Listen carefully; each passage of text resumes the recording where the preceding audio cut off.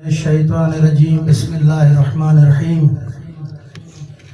الحمدللہ رب العالمین والصلاة والسلام علی اشرف الانبیاء والمرسلین سیدنا و نبینا ابی القاسم محمد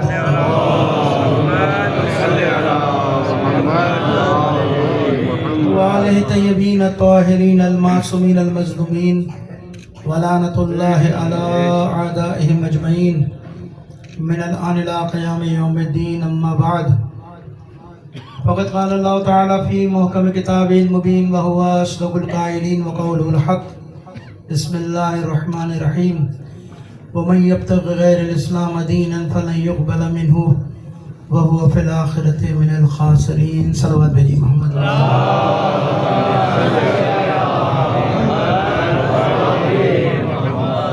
محترم آخر میں موقع ملے نہ ملے ایک سورہ فاتحہ کے افتتاح سے مرحوم سید کاظم شاہ صاحب کے لیے ان کے خاندان کے مرحومین کے لیے اپنے مرحومین کے لیے ایک سورہ فاتحہ پڑھ کر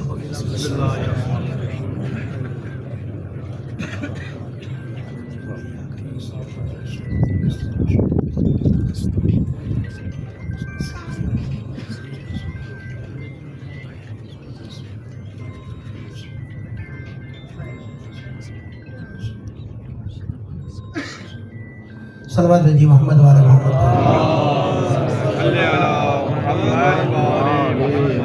اچھی بڑی تعداد میں سامعین یہ موجود ہیں، مومنین یہ موجود ہیں، اس سے بہتر انداز میں ایک بار صلوات جی محمد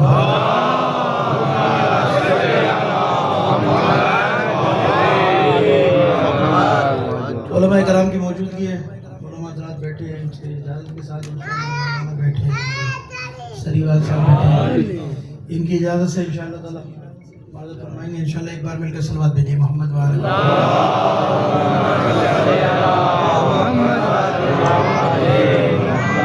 عزیزان محترم، جس آیت کو میں نے آپ کے سامنے تلاوت کا شرف پایا، سرنامہ کلام قرار دیا، پروردگار عالم اس آیت کے اندر ارشاد فرما رہا ہے کہ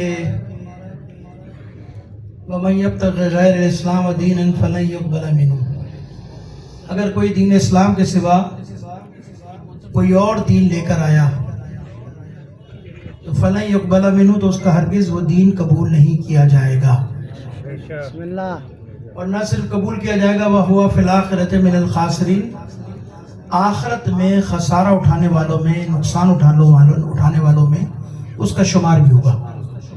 یہ ظاہری آیت کا ترجمہ میں نے آپ کے سامنے کیا کہ پروردگار عالم اس آیت کے اندر بڑے واضح انداز میں، دو ٹوک انداز میں پیغام دے رہا ہے کہ دیکھو، اگر دین اسلام کے سوا کوئی اور دین لے کر آئے، اللہ کے دین کے سوا کسی اور دین کے پیرو ہوئے، کسی اور دین کے پیچھے چلے، اس حالت میں اگر میرے پاس آؤ گے تو فَلَن يُقْبَلَ مِنْهُ، روز قیامت تمہارا وہ دین قبول نہیں کیا جائے گا، نہ اس دن کوئی عذر خواہی قبول کی جائے گی۔ دنیا میں تو انسان عذر کر لیتا ہے، وہاں غلطی ہو گئی، یہ ہو گیا، وہ ہو گیا، پروردگار نے کہہ دیا کہ نہیں، دو ٹوک کہہ دیا پروردگار نے، نہیں، تمہارا دین ہی قبول نہیں کیا جائے گا، نہ عذر خواہی قبول کی جائے گی، نہ دین قبول کیا جائے گا، بلکہ پروردگار نے فیصلہ سنا دیا وَهُوَ فِي الْآخِرَةِ مِنَ الْخَاسِرِينَ، آخرت میں نقصان اٹھانے والوں میں تم شمار کیے جاؤ گے، نقصان اٹھانے والوں میں تم ہوگے۔ دیکھیے، دین اسلام اللہ کا پسندیدہ دین ہے، ان دین عند اللہ الاسلام، یعنی خدا کے نزدیک اگر کوئی دین ہے تو کون ہے؟ دین اسلام ہے۔ یعنی اللہ چاہتا ہی ہے کہ جو بھی میرے پاس آئے، اس حالت میں آئے کہ دین اسلام جو میں نے تمہارے لیے پسند کیا، اس دین کے ساتھ میرے پاس آئے۔ اللہ کا پسندیدہ دین ہے، ان دین عند اللہ الاسلام، بہترین دین کون سے؟ دین اسلام۔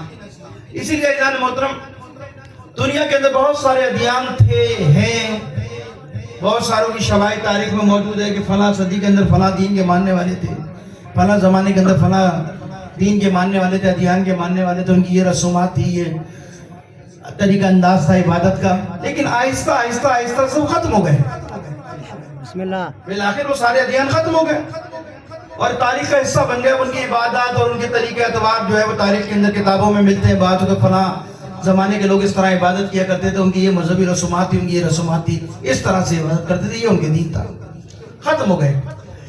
کیا دین اسلام جو اللہ کا دین ہے کہ یہ بھی آگے جا کر زمانے کے تغیر پانے سے، حالات بدلنے سے، انسان کے بدلنے سے، ترقی یافتہ ہونے سے، تعلیمی یافتہ ہونے سے کیا دین اسلام بھی بدل جائے گا اور اس کی جگہ کوئی اور دین آ جائے گا؟ یہ بھی انہیں ادیان کی طرح ختم ہو جائے گا، اس کی جگہ کوئی اور دین لے لے گا؟ اگر کسی کے ذہن میں یہ چیز ہے تو یاد رکھیے گا کہ اللہ نے خود فیصلہ کیا قرآن میں، هو الذی ارسل رسولہ بالہدی ودین الحق لیظہر علی الدین کلہ ولو کرہ المشرکون۔ پروردگار نے خود فیصلہ سنا دیا کہ یہ ذہن میں مت رکھنا کہ جیسے اور ادیان ختم ہو گئے، دین ختم ہو گئے تو دین اسلام بھی جو ہے وہ آہستہ آہستہ کمزور ہو جائے گا، آہستہ آہستہ دین اسلام کے اندر کمزوری آئیں گی، ضعف آئے گا اور یہ ختم ہو جائے گا، کوئی اور دین آ جائے گا۔ ایسا نہیں ہے، بلکہ پروردگار نے تو قرآن میں کہہ دیا، هو الذی ارسل رسولہ بالہدی ودین الحق، ہم نے رسول کو حق کے ساتھ بھیجا، دین حق کے ساتھ بھیجا، اور ایسا ہدایت کے ساتھ، دین حق کے ساتھ، اور ایسا دین کے ساتھ بھیجا کہ جو تمام ادیان پر غالب آئے گا، وَلَوْ كَرِهَ الْمُشْرِكُونَ، اگرچہ کہ مشرکین کے لیے ناگوار ہی کیوں نہ ہو۔ اللہ اپنے دین کو غالب کرے گا، یعنی اگر روح زمین پر کوئی دین بچے گا، روح زمین پر اگر کوئی دین باقی رہے گا تو کون سا دین رہے گا؟ اللہ کا پسندیدہ دین، بسم اللہ، اللہ کا دین۔ باقی سب ادیان مٹ جائیں گے، ختم ہو جائیں گے، جتنے بھی دین کے دعوے دار ہیں، جتنے بھی دین کے ماننے والے، مختلف ادیان کے ماننے والے، سب ختم ہو جائے گا۔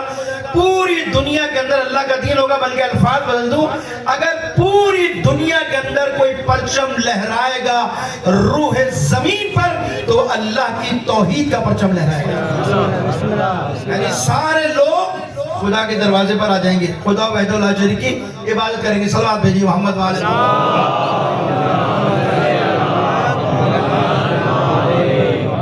بلکہ ایک آیت اور ذہن میں آگے وہ بھی بیان کرتے چلا جاتا ہوں۔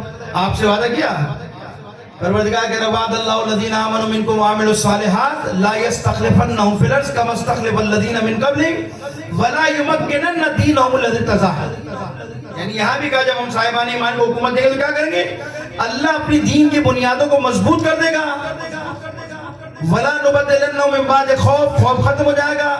کیسا دین مضبوط ہوگا؟ يَعْبُدُونَنِي لَا يُشْرِكُونَ بِي شَيْءٍ، ایسا دین کی بنیادوں کو پروردگار مضبوط کرے گا کہ سوائے خدا وحدہ لا شریک کے کسی اور کی عبادت نہیں ہوگی، کسی کو شریک قرار نہیں دیا جائے گا۔ بسم اللہ، بسم اللہ۔ یہ اللہ کے دین کی وسعت ہے، یہ اللہ کا دین پوری دنیا میں غالب آئے گا۔ ابھی تو مقدمہ بنا لیں، پھر بتائیں گے دین ہے کون سا۔ یعنی یہ طے ہے کہ اللہ کا دین غلبہ پائے گا۔ کتنا غالب آئے گا؟ آپ اور ہمارے ذہن میں کتنا ہے کہ دین کتنا کہاں تک پھیلے گا؟ بھئی ابھی 57 ممالک ہیں، علماء محنت کریں، لوگ ان کے ساتھ تعاون کریں، 57 کے 100 ملک ہو جائیں گے، 200 ملک ہو جائیں گے۔ یہاں سے مسلمانوں کی ریاست سے نکل کے مغرب کی ریاست میں، یورپ کی ریاست میں دین چلا جائے گا، وہاں دین کے ماننے والے ہو جائیں گے، چند ریاستوں میں دین پھیل جائے گا۔ مغرب میں ہم خوش ہو جائیں گے کہ بھئی دین پھیل گیا، اللہ کا شکر ہے۔ پہلے 57 ملک تھے، اب 200 ملک ہو گئے۔ دین کا غلبہ یہ 200 ملک، 300 ملک، 400 ملک کے اوپر ہے؟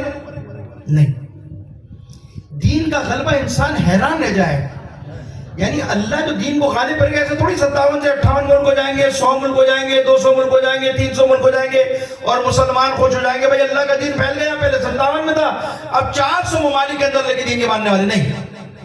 میں نے ایک عجیب و غریب روایت پڑھی اور واقعی انسان کو کتنی تقویت ملتی ہے، بالخصوص ان لوگوں کو کہ جب وہ دین میں بگاڑ ہوتے ہوئے دیکھتے ہیں، خراب ہوتے ہوئے دیکھتے ہیں، دل چھوٹا کرتے ہیں بیچارہ۔ مولانا دیکھیں دین میں کیا کیا ہو رہا ہے، مولانا دیکھیں دین میں نئی نئی چیزیں آ گئی، دین میں نئی نئی چیزیں آ گئی ہیں، نئے نئے ایڈیشن ہو رہے ہیں۔ دل خراب ہوتا ہے نا کبھی کبھی، جو مومن ہوتا ہے بڑا پریشان ہوتا ہے، سوال کرتا ہے مولانا یہ دیکھیں دین میں پہلے تھا نہیں، اب یہ نئی چیز پتہ نہیں کہاں سے آ گئی، یہ کہاں جا کے ختم ہوئی، تو دل چھوٹا ہوتا ان کا۔ میں ان کو کہہ رہا ہوں کہ آپ دل چھوٹا مت کیا کرو، بسم اللہ، دنیا دین کے خلاف کچھ بھی کر لے، پورے مکر کے ساتھ دین کے خلاف میدان میں اتر آئے، لیکن اللہ کے وعدے کو یاد کرنا، یہ سارا مکر ختم ہو جائے گا، اللہ کا دین غالب آئے گا۔ نعرہ تکبیر، نعرہ رسالت، نعرہ حیدری، آواز بلند تر صلوات۔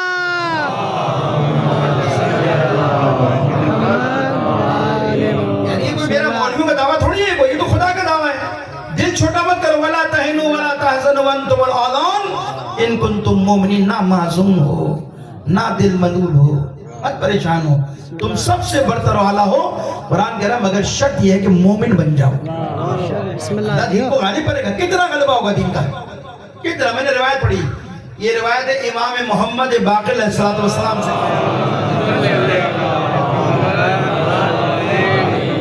امام ارشاد فرماتے ہیں کہ دین کے غلبے کے بارے میں کہ روح زمین پر،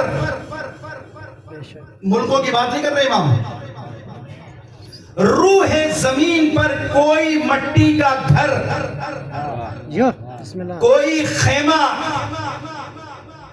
جنگلوں میں کوئی گھر یا پہاڑوں کے غار میں بھی اگر کوئی زندگی گزارتا ہوگا، یعنی امام فرماتے ہیں کہ روح زمین پر صحرا ہو، بیابان ہو، جنگل ہو، پہاڑوں کے غار میں کوئی زندگی گزارتا ہو، امام فرماتے ہیں خدا کی قسم پروردگار دین کو اتنا غلبہ دے گا کہ اگر پہاڑوں کے غار میں، جنگلوں میں بھی کوئی رہتا ہوگا، خدا اپنے دین کو وہاں تک پہنچائے گا۔ بسم اللہ بسم اللہ۔ پوری دنیا کے اندر، کسی خاص ملک کی بات نہیں ہے، پوری دنیا کے اندر خدا اپنے دین کو گھر گھر، گلی کوچے، بیابان، صحرا میں جہاں بھی کوئی زندگی گزارے گا، خدا اپنے دین کو وہاں تک پہنچائے گا۔ یہ اللہ کا وعدہ ہے۔ اب یہ بات کو آگے بڑھاتے ہیں، یہ دین ہے کون سا جس کو اللہ غلبہ دے گا، جس کے غلبے کے لیے اتنی بشارتیں دے رہا ہے، اتنی خوشخبریاں سنا رہا ہے؟ کون سا پیغام ہے کہ اللہ گھر گھر پہنچائے گا؟ کون سا پیغام ہے جو اللہ جنگلوں میں، پہاڑوں میں، غاروں میں ہر جگہ پہنچائے گا؟ آخر یہ دین کون سا ہے؟ دیکھیے، جب اس آیت کی ذیل میں ابو بصیر نے آ کر امام جعفر صادق علیہ السلام سے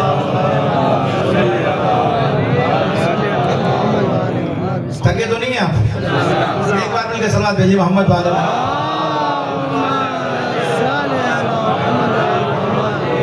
ابو بصیر بیٹھے تھے، امام سوال کرتے، فرزند رسول یہ قرآن میں جو پروردگار کہہ رہا ہے کہ دین اسلام کے سوا کوئی اور دین لے کر آئے تو فلن یقبل منہ، تمہارا دین قبول نہیں کیا جائے گا اور آخرت میں خسارہ اٹھانے والوں میں شامل ہوگے۔ فرزند رسول یہ دین کون سا ہے؟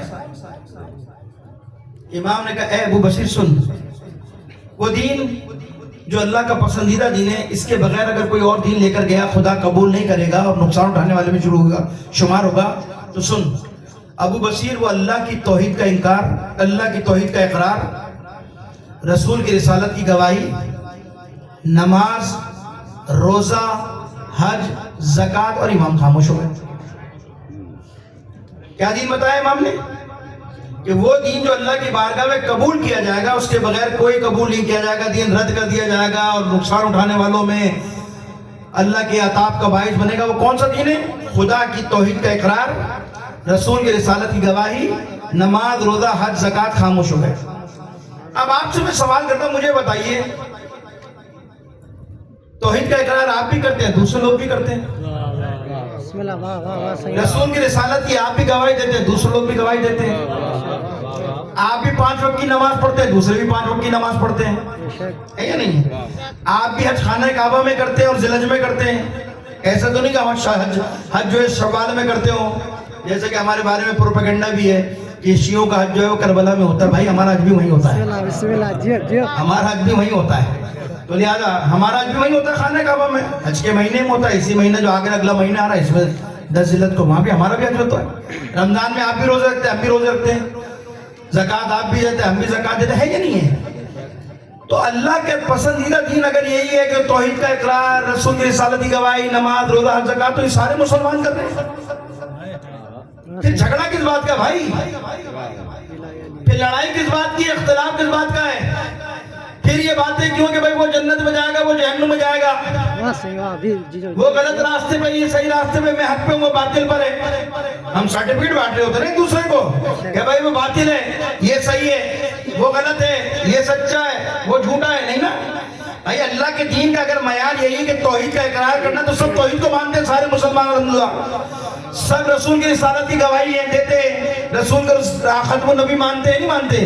نماز بھی پڑھتے ہیں، روزہ بھی رکھتے ہیں، حج بھی کرتے ہیں، زکوٰۃ بھی دیتے ہیں، سب کچھ کرتے نہیں کرتے؟ تو جب سب یہی کرتے ہیں، اللہ کے پسندیدہ دین کے ماننے والے ہیں، تو پھر جھگڑا کس بات کا ہے؟ پھر لڑائی کس بات کی ہے؟ پھر اختلاف کس بات کا ہے؟ تو کوئی ایک چیز تو ہے نا کہ جس سے تمہیں لوگوں لوگوں سے جدا کر دیتی ہے. کوئی ایسی چیز تو ہے نا کہ جو تمہیں لوگوں سے ممتاز کر دیتی ہے, وہ کیا چیز ہے؟ جب پوچھا امام سے, امام نے کہا سنو ابو بصیر, اللہ کی توحید کا اقرار, رسول کی رسالت کی گواہی, نماز, روزہ, حج, زکوٰۃ. اور پھر امام تھوڑی دیر خاموش ہو گئے. تھوڑی دیر بعد خاموش رہنے کے بعد کہتے ہیں سن ابو بصیر, ہماری ولایت جس دین میں ہمیں اہل بیت کی ولایت نہ ہو, خدا اس دین کو پسند کر ہی نہیں سکتا ہے.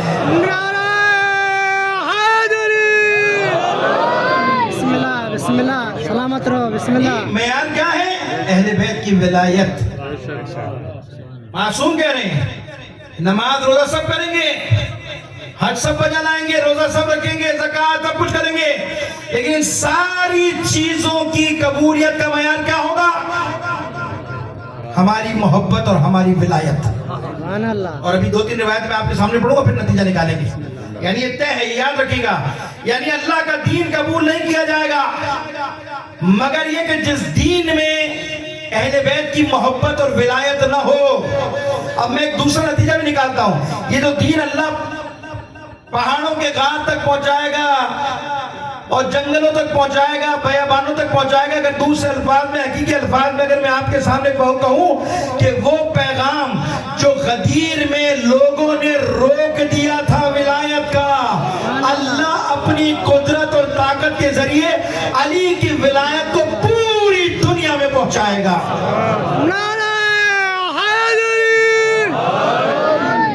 پوری دنیا کے اندر خدا ولایت کے پیغام کو پہنچائے گا.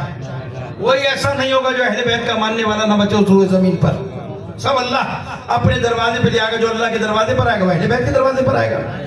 اہل بیت ہی تو لے کر آئیں گے اسے خدا تک. ایک بار صلوات بھیجیے محمد وآل محمد.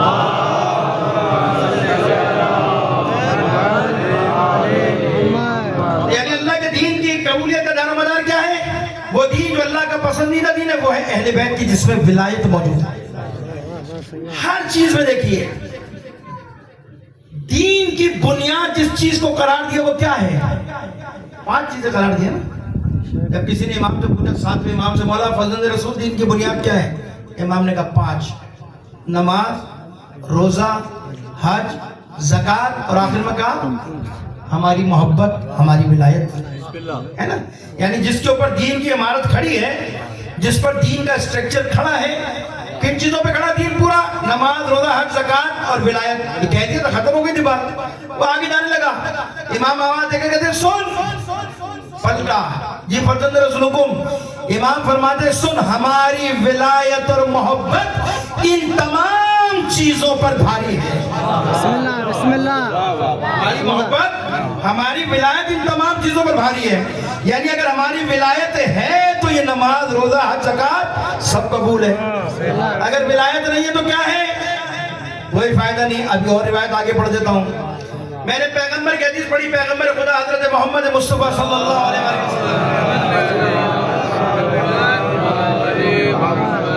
عجیب روایت ہے. اگر روایتوں کا یہ باب کھول دیا جائے نا ولایت کا, انسان حیران رہ جائے. اور بتاؤں گا بھی ولایت حساس کیوں ہے اتنی. علماء کرام بات کرتے ہوئے ڈرتے کیوں ہیں, وہ بھی میں آپ کے سامنے اشارہ کر دوں گا. واقعی انسان حیران رہ جائے. میں نے پیغمبر کی حدیث پڑھی, اگر کوئی شخص 1,24,000 انبیاء کے برابر عبادت کرے, 1,24,000 انبیاء. ہم اپنی عبادت کے بارے میں خود جانتے ہیں. بسم اللہ, بسم اللہ. 2 رکعت نماز میں پتہ نہ کتنا حساب کتاب کر چکے ہوتے ہیں. کہاں انبیاء کی عبادت اور کہاں کرے؟ پیغمبر کہتے ہیں 1,00,000 انبیاء کی برابر عبادت کرے. کہاں کرے؟ خانہ کعبہ میں. خانہ کعبہ میں رکن و مقام کے درمیان یہ عبادت کرے. ذکر الہی کرتے کرتے ہونٹ خشک ہو جائیں, سبحان اللہ.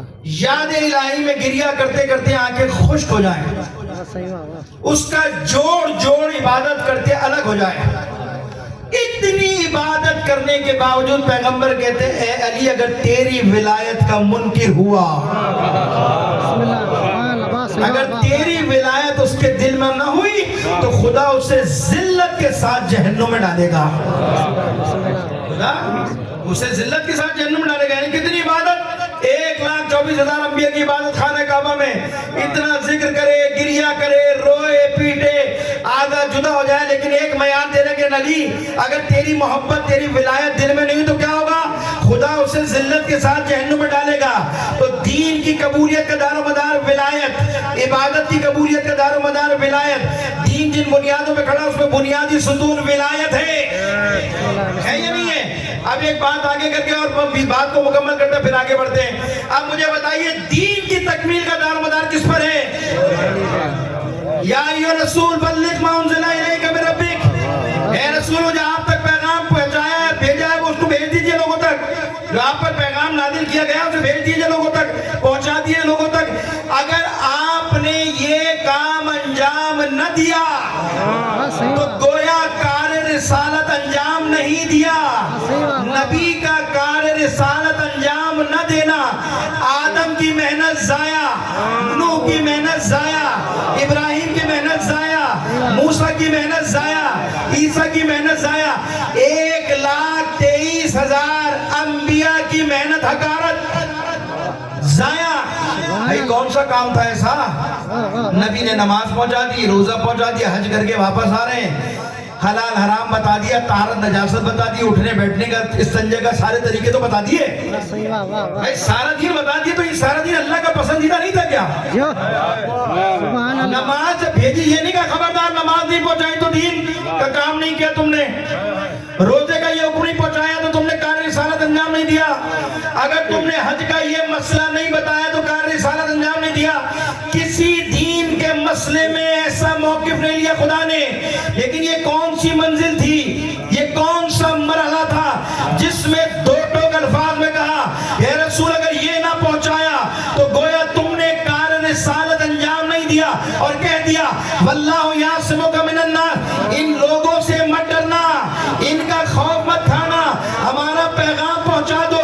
تو آپ مجھے بتائیے غدیر کے میدان میں لاکھوں کے مجمع میں نماز کا اعلان نہیں کیا تھا, زکوٰۃ کا اعلان نہیں کیا تھا, بلکہ اپنے بھائی علی کو ہاتھوں پہ بلند کر کر کہا تھا من کنت مولا وفہذا علی مولا. ادھر علی کی ولایت کا اعلان ہوا, ادھر اللہ نے دین کی تکمیل کا اعلان کیا کہ الیوم اکملت لکم دینکم واتممت علیکم نعمتی ورضیت لکم الاسلام دینا. نعرہ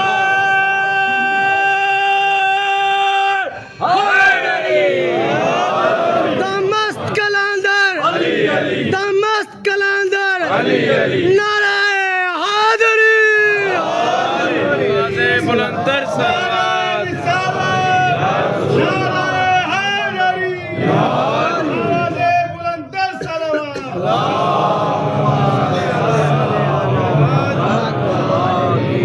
کیا اعلان کیا تھا؟ الیوم اکملت لکم دینکم, دین مکمل ہو گیا. یعنی ادھر علی کی ولایت کا اعلان ہوا, اللہ نے کہا دین مکمل ہو گیا. اتممت علیکم نعمتی, جتنی نعمت تھی ہم نے وہ ساری نعمتیں مکمل کر. اور یہ دین حالانکہ اللہ کا پسندیدہ تھی نا, دین تھا نا, ورضیت لکم الاسلام دینا, اللہ تمہارے دین سے راضی ہو گیا, دین تمہارے لیے پسند کر دیا. یعنی کون سا دین؟ جس میں علی کی ولایت موجود ہے, جس میں علی کی محبت موجود ہے. میں بڑا سوچا کرتا تھا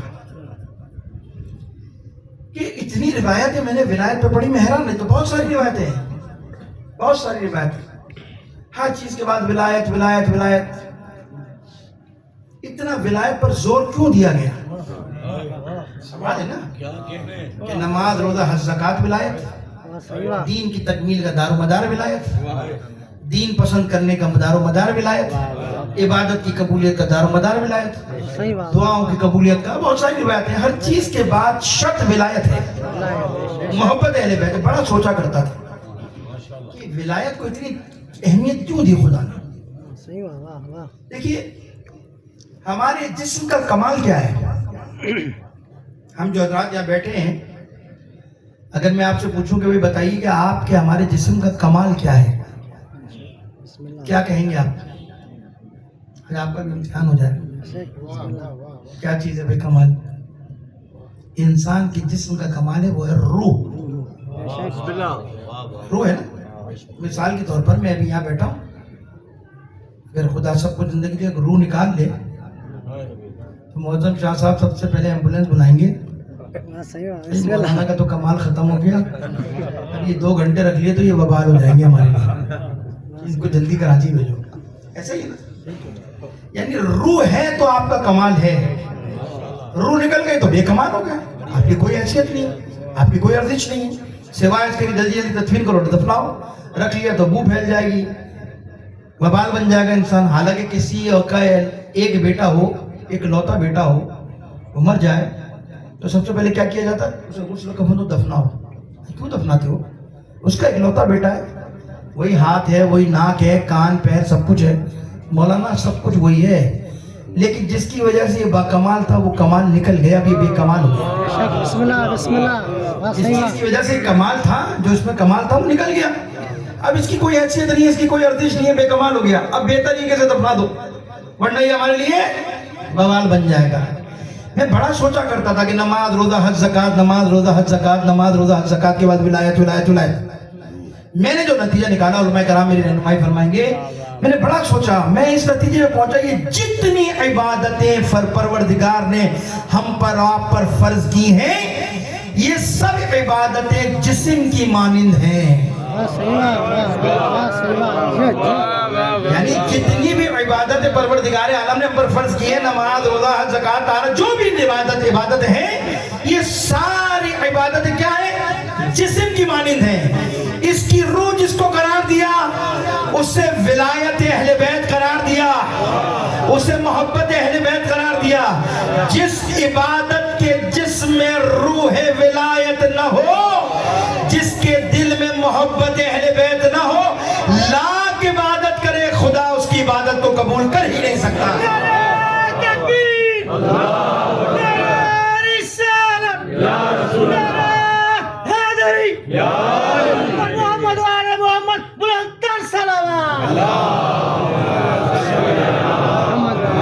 बिस्मिल्लाह, क्या कहना, सुभान अल्लाह। सही है ना, परवरदिगार ने किस चीज को करार दिया मरकज, अहले बैत की मोहब्बत को, विलायत को। अगर ये नहीं है तो इंसान की कोई इबादत की अर्जिश नहीं है, कोई हैसियत नहीं है। अच्छा, को मैं जज्बाती को खिताबत की बातें नहीं कर रही, ये रिवायत है हमारे पास।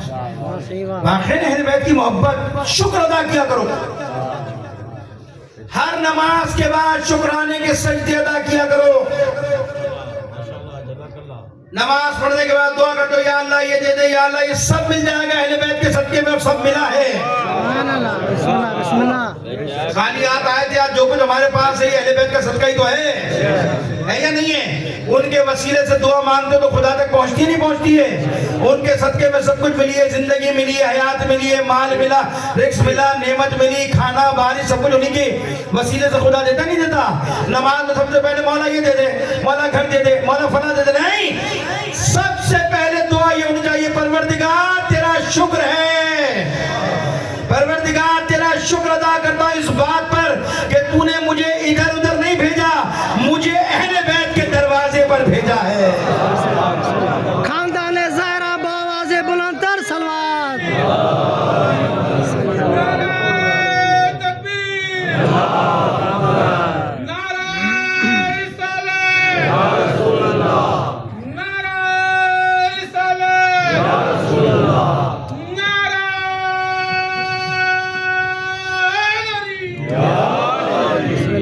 है नहीं है इंसान,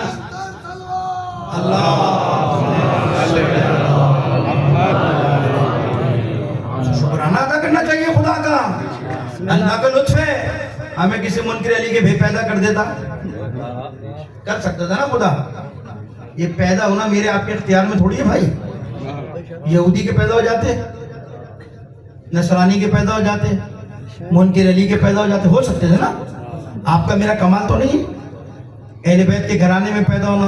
और ये कितनी बड़ी बात है कि अहले बैत के मोहब्बत करने वालों में भी वो कितने काबिल फख्र खानदान है जो सादात हो। कहीं भी पैदा हो सकता था, इख्तियार तो नहीं है, लेकिन नहीं, मैंने पैगंबर की हदीस सुनी है, फख्र किया करो अपने ऊपर अहले बैत के मानने वालों, अपने आप को कमतर न समझा करो, समझा करो खुदा का तुमसे राजी है, लुत्फ इलाही तुम्हारे साथ शामिल है। पैगंबर फरमाते हैं कि जब खुदा किसी से मोहब्बत करता है तो उस पर एहसान करता है। खुदा किसी से मोहब्बत करता है, अब खुदा जिससे मोहब्बत करे तो एहसान में क्या देगा? وہ سب کچھ دے سکتا ہے, مالک کل ہے, اختیار کل ہے, سارے خزانے اس کے ہاتھ میں ہیں. اللہ کسی کو مال نہ دے, اللہ کسی کو دولت نہ دے, غریب ہو, پھٹا پرانا کپڑے پہنتا ہو, احسان کیا ہے؟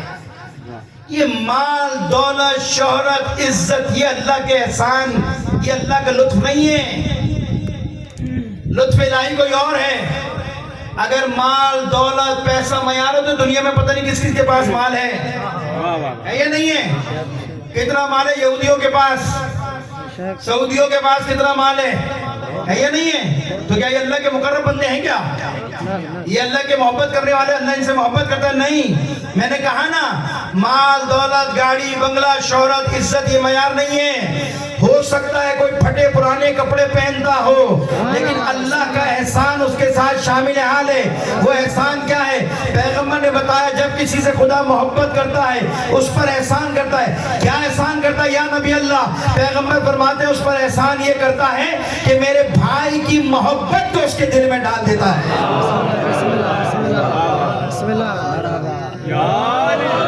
تو کبھی اپنے پھٹے پرانے کپڑوں پہ شرم نہ کیا کرو, فخر کر کے گھوما کرو کہ خدا تو نے دنیا میں غریب رکھا تو کیا ہوا, علی کی ولایت کے معاملے میں تو نے غریب نہیں رکھا. اہل بیت ہے, بڑی نعمت ہے اہل بیت کی محبت. دنیا کی سب سے بڑی نعمت یہی تو ہے, اور کیا ہے؟ اگر یہ نہیں ہے تو کیا دولت کس کام کی؟ مجھے بتائیے, مجھے بتائیے کس کام کی دولت ہے؟ خسرت دنیا والآخرہ. وہ چھٹے امام کے زمانے میں رو رہا تھا بیٹھا ہوا, مولا غریب ہوں غریب ہوں غریب ہوں غریب ہوں. امام نے کہا تو بہت امیر ہے بہت امیر ہے بہت امیر ہے. اور وہ لگا ہوا امام سے. سادے ہوتے نا ہمارے لوگ بیچارے, جیسے ہماری پہاڑی کے لوگ سادے ہوتے ہیں, نفیس ہوتے ہیں, پاکیزہ ہوتے ہیں نا, اس لیے ان کی سمجھ میں نہیں آتا, سادے ہوتے ہیں. مولا سے آگے مولا غریب, مولا کہتے بھائی تو امیر ہے. وہ سمجھ نہیں رہا, مولا میرے گھر چلو. بسم اللہ, صحیح بات. مولا نے کہا بھائی تو امیر ہے, میرے گھر چلیے. خالی پتیلیاں, بچے بھوکے 3 دن سے. پھر مولا کہتے ہیں تو بہت امیر ہے. وہ بیچارہ سمجھ نہیں سکا سادہ آدمی. پھر جھنجھلا کے کہتا اچھا آپ بتائیے میں کیسے امیر. امام نے کہا اچھا ایک بات بتا. مسکرا کر کہتے, مولا کے چاہنے والا ہے نا, مسکرا کر کہتے اچھا یہ بتا, میں ابھی تجھے پوری دنیا کی دولت تیرے قدموں میں رکھ دوں. اختیار ہے نا امام کو, اختیار ہے نا. وہ جب ابو ذر بھی بیچارہ آیا تھا نا مولا کے پاس, اپنی غربت کا روتا رونا روتے ہوئے, بول نہیں رہا تھا. اہل بیت کے ماننے والے غیور ہوتے ہیں, غیور, باوقار ہوتے ہیں. ہر آدمی مشکلات میں پریشان ہے, اپنی آبرو کی حفاظت کرتے, روتے نہیں ہیں کسی کے دروازے پر جا کے. ابو ذر 3 دن کے بھوکے پیاسے ہیں, بچے گھر میں کھڑے پریشان, دیکھا کیا ہوا؟ کہا کچھ نہیں. علی اپنے مولا سے چھپائے گا؟ ابو ذر اپنے مولا سے چھپائے گا؟ کہا نہیں مولا 3 دن ہو گئے گھر میں کھانے کو کچھ نہیں ہے. کہا تو نے مجھے بتایا کیوں نہیں؟ کہتا علی شرم آتی ہے مجھے.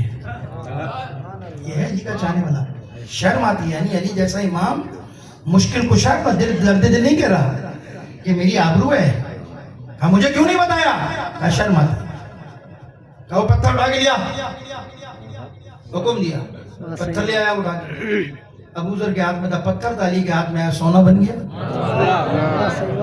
کائنات کا مولا ہے نا, سب کچھ اس کے اختیار میں. وہاں سے اٹھایا پتھر, ہاتھ میں تھا, ادھر علی کے ہاتھ میں رکھا, سونا ہو گیا, جا اپنی ضرورت پوری کر لے. وہ بیٹھ گیا علی کے سامنے, وہیں توڑنا شروع کر دیا اسے. تو بھائی کیا ہوا؟ ٹکڑے ٹکڑے کے. اس نے ایک ٹکڑا اٹھایا, چل دیا.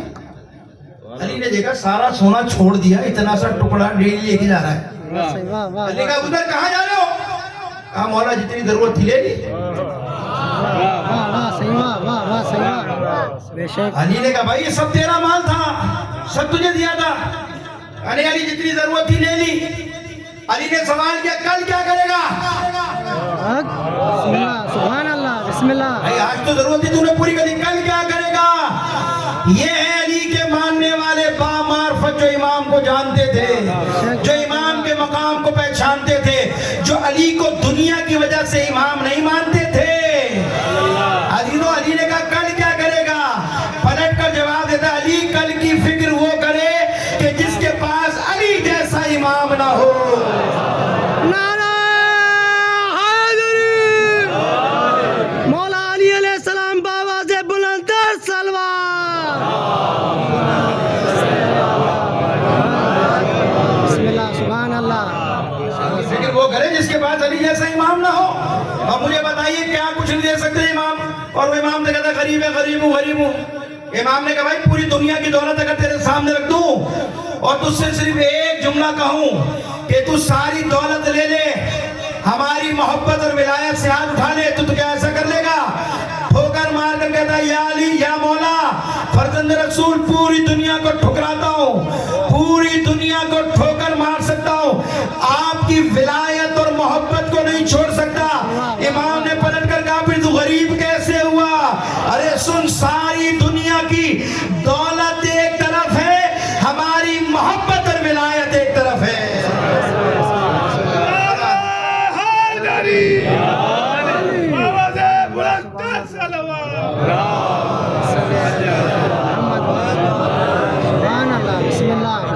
محبت اہل بیت ہے.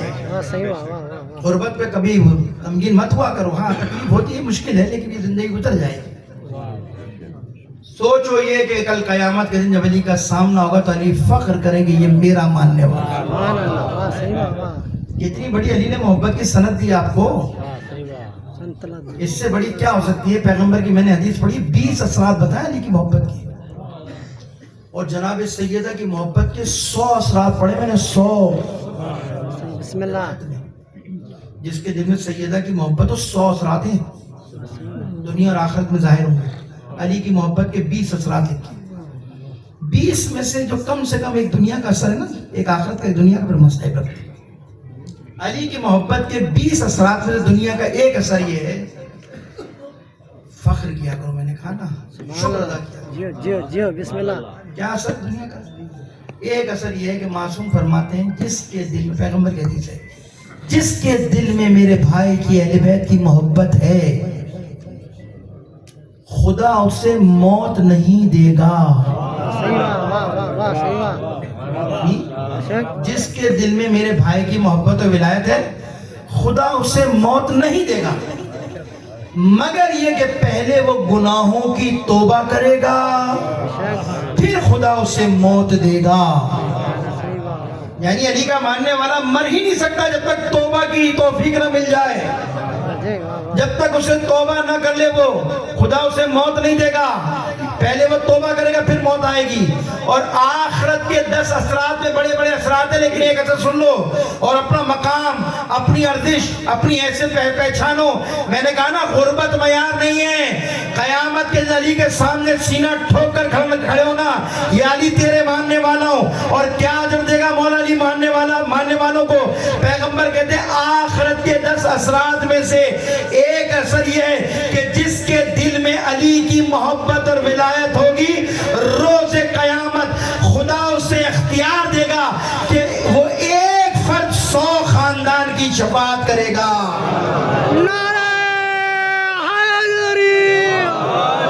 حضرت محمد مصطفیٰ صلی اللہ علیہ وسلم بلندر سلوات.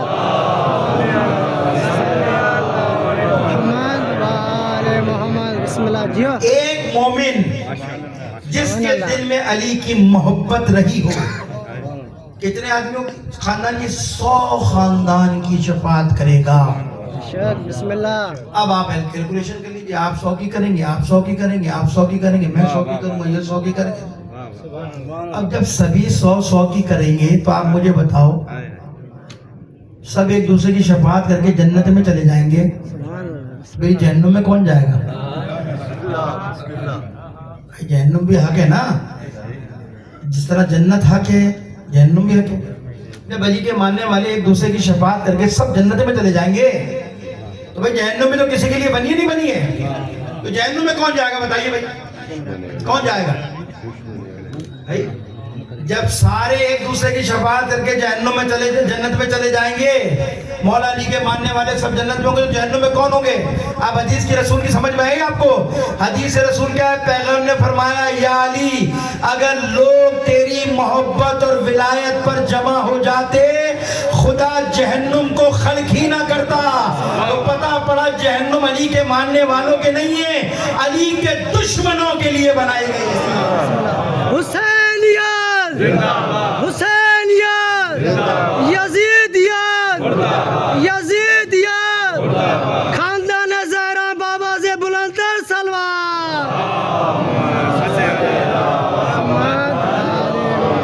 بس ختم کر دیا میں نے اپنی بات کو پہنچا دیا. تو عزیزوں ولایت ہے یہ محبت اہل بیت سے فخر کیا کرو.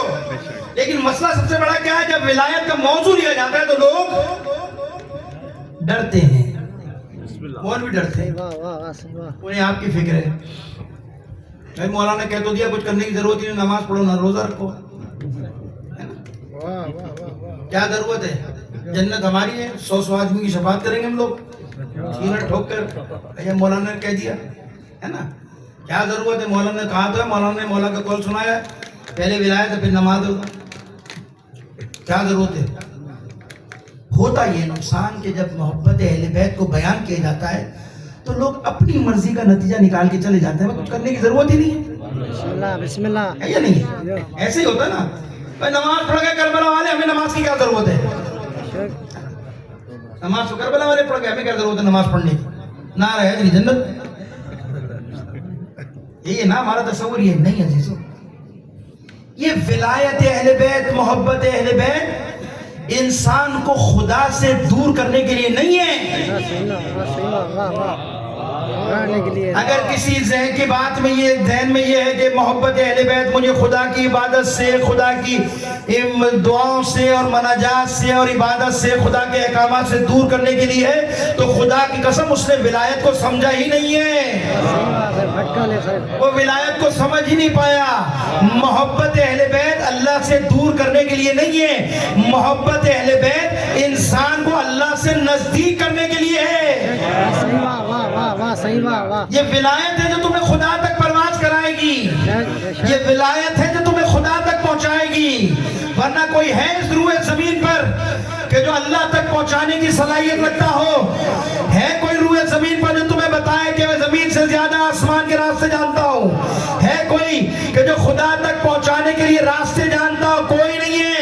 پیغمبر کی سند موجود ہے, پیغمبر نے فرمایا اللہ کو کسی نے نہیں پہچانا, مجھ محمد نے پہچانا, یا علی ابن ابی طالب تو نے پہچانا ہے.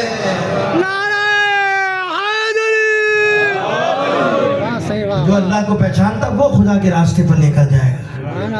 ہماری مشکل یہ ہے کہ ہم عبادت کا مقابلہ کرتے ہیں ولایت کے ساتھ. نہ کیا کرو, کوئی علی کا ماننے والا ایسا نہیں ہے کوئی ممبروں سے بڑی بڑی کمزور باتیں کی جاتی ہیں, بڑی کمزور ایسی باتیں کہ جو انسان کی عقل میں نہیں آتی. عبادت کا اور ماتم کا اور نماز کا ٹکراؤ کراتے ہو اپنی دکانیں چمکانے کے لیے, اپنی سستی شہرت کے لیے, اور پھر تم ٹکراتے ہو نماز کو اور عبادت کو اور ماتم کو. نہیں, کوئی ہے ایسا نمازی کہ جو سجدہ کرتا ہو حسین کا ماتم نہ کرتا ہو؟ ہے کوئی نمازی؟ سبحان اللہ. پھر اسے حسین کی معرفت ہی نہیں معرفت ہے. کوئی مجھے نہیں ملے گا, لیکن ایسی باتیں کی جاتی ممبر سے. کوئی نمازی ایسا نہیں ہے, کوئی نمازی ایسا نہیں ہے جو نماز پڑھتا ہو, کیونکہ نمازی جانتا ماتم اس لیے کرتا ہے, وہ جانتا اگر حسین نے نماز نہ بچائی ہوتی تو میں آج نماز نہ پڑھتا. تو کوئی نمازی ایسا نہیں ہے جو ماتم نہ کرتا ہو, اور کوئی ماتم دار ایسا نہیں ہے کہ جو ماتم کرتا ہو لیکن نماز نہ پڑھتا ہو. ہے کوئی؟ اگر ہے تو اپنی اصلاح کرے, اپنی اصلاح کرے. حسین نے اس لیے سب کچھ قربان کیا, اس صلاۃ کے لیے, نماز کے لیے. مقابلے کرتے ہو ممبر پر بیٹھ کر, سادہ لوگوں کے ذہنوں سے کھیلتے ہو اور دلیلیں دیتے ہو ممبر پر بیٹھ کے, ایسی ایسی دلیلیں کہ سادہ لوگ بیچارے, سادے تو سادے ہی ہوتے نا بیچارے, ایسی ایسی دلیلیں کہ بھائی رسول خدا سجدے میں گئے اور کھیلتا ہوا نماز آیا, پشت رسول پر سوار ہوا, نماز رک گئی.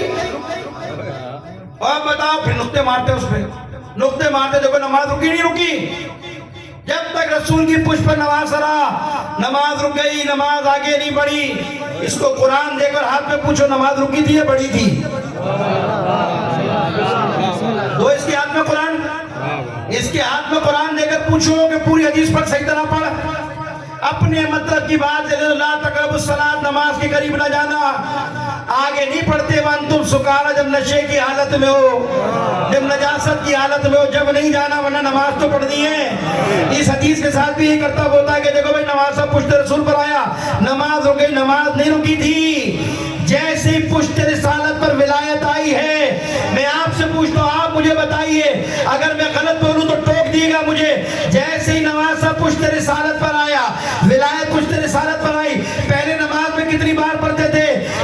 3 بار کہتے تھے سبحان ربی العالی بحمدہ، سبحان ربی العالی بحمدہ، سبحان ربی العالی بحمدہ۔ جیسے ولایت پشت رسالت پر آئی کتنی بار نبی نے کہا؟ 70 بار کہا سبحان ربی العالی بحمدہ، سبحان ربی العالی بحمدہ، سبحان ربی العالی بحمدہ۔ ارے ولایت نے یہی تو بتایا کہ جب تک ولایت پشت رسالت پر ہے اللہ کا ذکر بڑھ سکتا ہے، اللہ کا ذکر کم نہیں ہو سکتا ہے۔ لبیک یا حسین، لبیک یا حسین، لبیک یا حسین۔ مولا حسین علیہ السلام باواز بلند تر سلوات۔ علی علی مولا۔ اب آپ مجھے بتائیے، مل کے صلوات بھیجیے محمد وعلى محمد پر۔ بسم اللہ۔ اب آپ مجھے بتائیے، دھوکہ دیتے نا لوگوں، نہ کرو ایسے کام کرنے سے پہلے سوچ لیا کرو۔ یہ ولایت ہے جس نے دین کو بچایا ہے۔ بسم اللہ، بسم اللہ، سبحان اللہ۔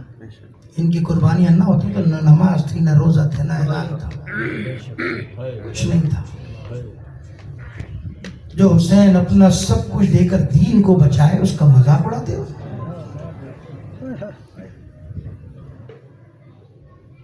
معمولی چیز پر قیمتی چیز کو قربان نہیں کیا جاتا۔ بسم اللہ۔ ہے کوئی عقل مند آدمی کون سا؟ کوئی معمولی چیز پر بڑی چیز کو قربان کرتا نہیں۔ حسین کوئی معمولی چیز پر قربان ہوئے تھے؟ حسین نے اپنے بیٹے کا جنازہ کسی معمولی چیز پر دیا تھا؟ حسین نے بتایا کہ میرے نزدیک سب سے بڑی چیز میرے دین ہے۔ اگر اکبر مارا جاتا ہے کوئی بات ہے، عباس کے بازو اٹھانے پڑے کوئی بات ہے، علی اصغر کا جنازہ اٹھاؤں گا کوئی بات ہے، اے میرے نانا کے دین اگر مجھے زینب کی چادر دینی پڑے سب کچھ دے دوں گا، نانا کے دین تجھ پر آنچ آنے نہیں دوں گا۔ شیعو، حسین کا مطلب سمجھو قربانی کا، کوئی ایسا کام نہ ہو جس سے حسین کا دل دکھ جائے۔ کل روز قیامت مولویوں کو تو جواب دے سکتے ہو، روز قیامت اگر زہرا نے پوچھ لیا اے میرے شیعو تمہاری نجات کے لیے میرے لال نے بچے کا جنازہ اٹھایا،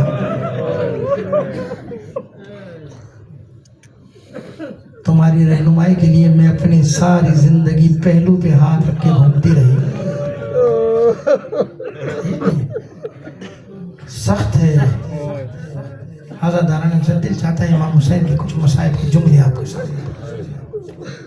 بڑا غریب ہے حسین، بہت غریب ہے۔ جب سب قتل کر دیے نا، شہید ہو گئے، سب داد شجاعت دے چکا، سوچو کیا گرمی ہے یہ، اس گرمی میں کتنی پیاس کی شدت کا آپ کو احساس ہوا ہوگا، کتنے لوگ تو پورا دن اسی میں گزارتے تھے۔ سوچو صبح عاشور سے لے کر عصر عاشور تک حسین 3 دن کا بھوکا پیاسا، لاشوں پہ لاشیں لا، کبھی حر کا لاشا، کبھی حبیب کا لاشا، کبھی جون کا لاشا، کبھی اونو محمد کے لاشیں، کبھی قاسم کے لاشوں کے ٹکڑے، کتنا تھک چکا ہوگا حسین اور کتنا پیاسا ہوگا حسین۔ حسین کی پیاس کا اندازہ آپ اس بات سے لگا سکتے ہیں کہ حسین نے اپنے شیعوں کو یاد کیا تھا عصر عاشور۔ جب حسین کی پیاس کی شدت بڑھی نا، حسین نے اپنے شیعوں کو پیغام دیتے ہیں میرے شیعوں جب بھی ٹھنڈا پانی پینا نا تو مجھ غریب کی پیاس کو یاد کر لینا، میں بہت پیاسا تھا۔ سب داد شجاعت دے چکے، آواز بلند کر حل من ناصر ینصرنا، ہے کوئی مدد کرنے والا مجھ غریب کی، ہے کوئی میرے حرم کے دفاع کرنے والا؟ جواب ملا، کبھی 6 ماہ کے بچے نے جھولے سے گرا دیا، کبھی ایک بیٹا چوبے خیمہ اٹھایا نکلا اپنے بابا کی نصرت کے لیے۔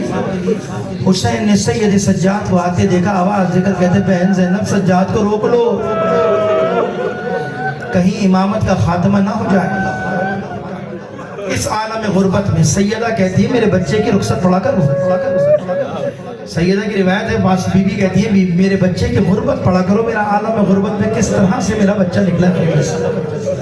حمید ابن مسلم کہتا ہے جب بہت وقت گزر گیا اور جب کافی دیر تک خیموں سے کوئی باہر نہ آیا نا، حمید کہتا میں آگے گیا کہ نزدیک جا کر خیمے کے قریب دیکھوں کیا منظر ہے، کیا حالات ہے۔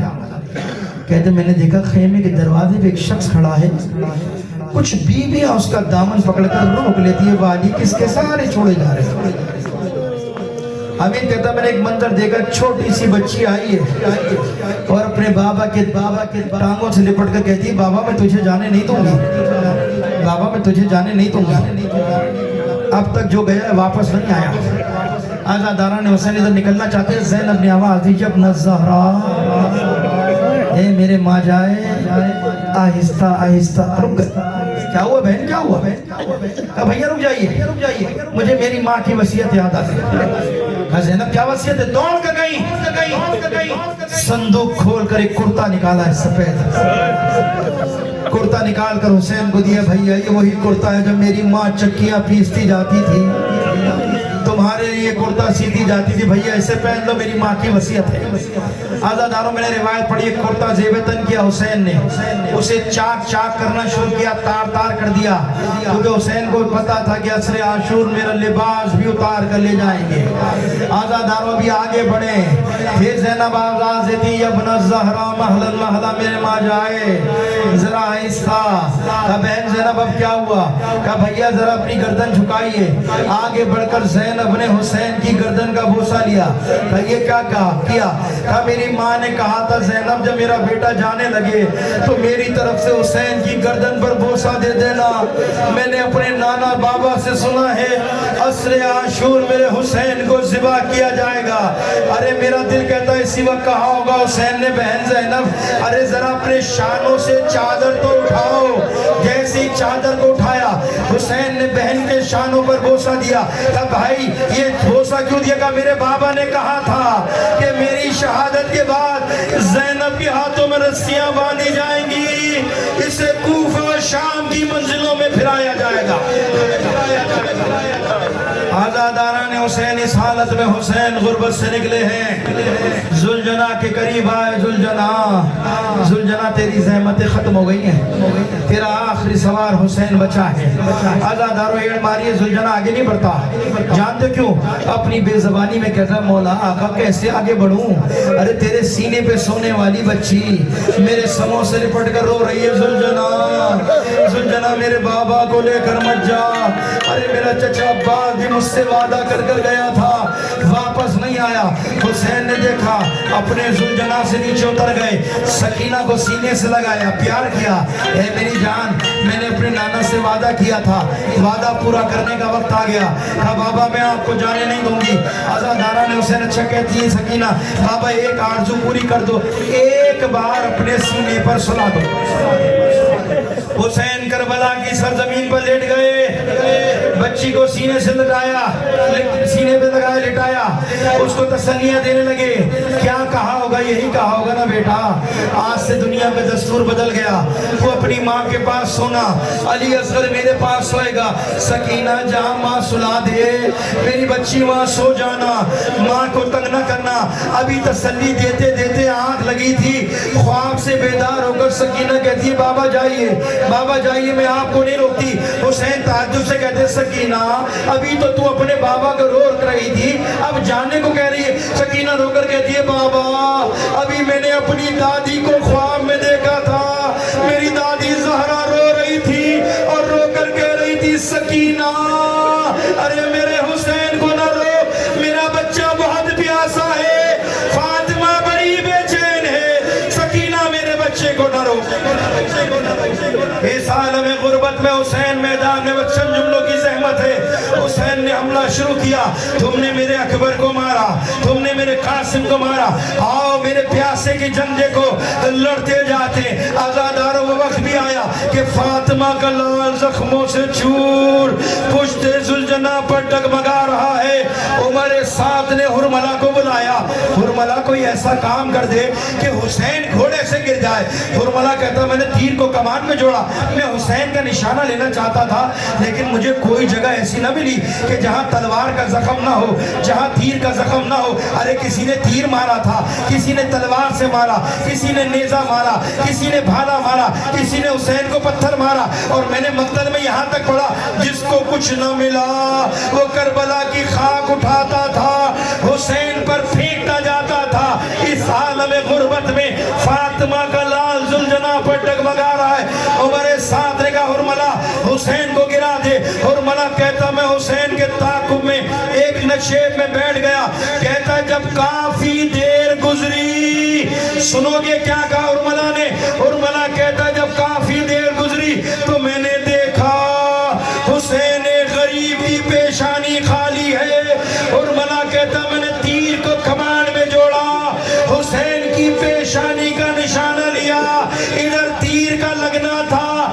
فاطمہ کا لال پشت ذوالجناح پر نہ سنبھل سکا, حسین گھوڑے سے گرے. امام زمانہ کہتے ہیں ارے میرا سلام ہو کربلا کے اس شہید پر کہ جو گھوڑے سے گرا, نہ زین پر تھا نہ زمین پر تھا. لیکن میں ہاتھ جوڑ کر کہتا ہوں ذرا غور سے دیکھو تو کوئی دکھیاری ماں اپنی گود پھیلائے آوازیں دے رہی ہوگی, آجا میرے لال, آجا میرے حسین. ارے تیری ماں نے تجھے آج کے دن کے لیے پالا تھا. ارے منادی ندا دے رہا ہے حسین قتل کر دیے گئے, حسین شہید کر دیے گئے. زینب گھبرا کر خیموں سے باہر نکلی. دلہ زینبی آپ نے دیکھا ہوگا, اس دلہ زینبی میں جب زینب پہنچی ہے کیا دیکھا نشیب میں کہ شمر حسین کے سینے پر سوار ہو چکا تھا. سادات مجھے معاف کریں گے, میں اتنی سخت روایت پڑھتا نہیں ہوں لیکن میں نے مقتل میں ایک روایت پڑھی ہے. آپ گریہ کرنے آئے ہو نا, جب آنسو آ جائے نا تو زہرا سے کہنا زہرا ان آنسوؤں کو شفاعت کا ذریعہ بنا دینا. ہم گناہگار ہیں, ہم خطا کار ہیں, زہرا ہمارے پاس ان آنسوؤں کے سوا کچھ نہیں ہے. شمر جب سینے پہ سوار ہوا, روایت کہتی ہے حسین نے غشی سے آنکھیں کھولی ہے. شمر کو دیکھ کر ایک جملہ کہا ہے, شمر میں نے اپنے نانا سے سنا ہے کہ مجھے کتے کی شکل والا جس کے بس کے نشان ہوں گے وہ مجھے ذبح کرے گا, وہ میرے سر کو تن سے جدا کرے گا. ابھی حسین نے یہ جملے ادا کیے. جانتے ہو شمر خبیث نے کیا کیا؟ جیسے حسین نے جملے کہے, شمر نے حسین کی داڑھی میں ہاتھ ڈالا, حسین کے منہ پہ تماچا مارا, حسین کو پلٹ دیا. 13 ضربے ماری ہے, 13 ضربے, اور ہر ضرب پر نبی آیا کرتے تھے. جب پہلی ضرب لگی ہے آدم آئے آواز دے کر کے پروردگارا, اور یہ منظر برداشت نہیں کر سکتا. آدم چلے گئے, نوح چلے گئے, ابراہیم چلے گئے, سارے پیغمبر آتے رہے, ادھر سے جاتے رہے, لیکن جب آخری ضرب لگی ہے حسین نے دیکھا کہ حسین کے سرانے حسین کی ماں کھڑی ہے. حسین آواز دے کر کہتے اماں, اماں سب چھوڑ کر چلے گئے. اے اماں, اس عالم غربت میں اپنے حسین کو تنہا نہ چھوڑ.